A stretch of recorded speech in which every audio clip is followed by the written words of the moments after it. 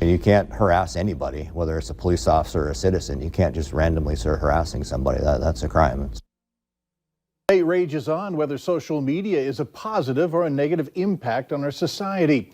Some people use it as a way to share ideas, connect with friends and family, and debate news of the day. Others harass and bully with racist, obscene, or even threatening language. That's what happened recently to a West Fargo police officer.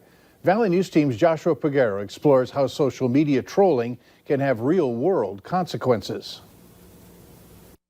Interim West Fargo Police Chief Jerry Boyer says often people on social media are quick to judge. Very corrosive for everybody. On June 6, a short video circulated on Facebook of his officers dealing with a citizen. Without context, people began bashing police. People were taking things and twisting it into Second Amendment issues and other things, and that just wasn't the case. Boyer says an officer's phone number and home address was shared online. That officer who was misidentified actually did receive threatening text messages, and it wasn't warranted. Officers receive threats very often in the course of their work. An NDSU professor says social media companies aren't upfront about their policies. If companies aren't careful with how they enable or regulate speech online, then there's always the concern that the government will start to look into these spaces. Freedom of speech also does not apply online. The First Amendment arguments don't work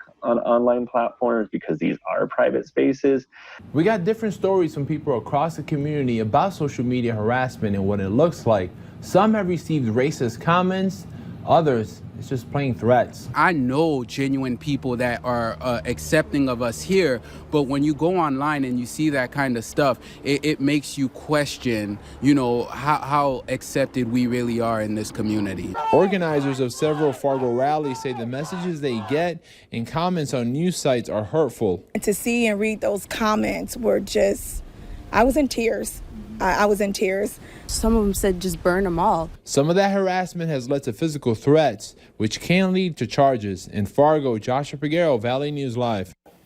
At a recent rally, the Group 1 Fargo reminded local media outlets of their role in keeping cyberspace friendly and clean. Valley News Live Vice President and General Manager Ike Walker says that threats and hate have no place on our social media sites, and the station works to remove posts and users that violate policies.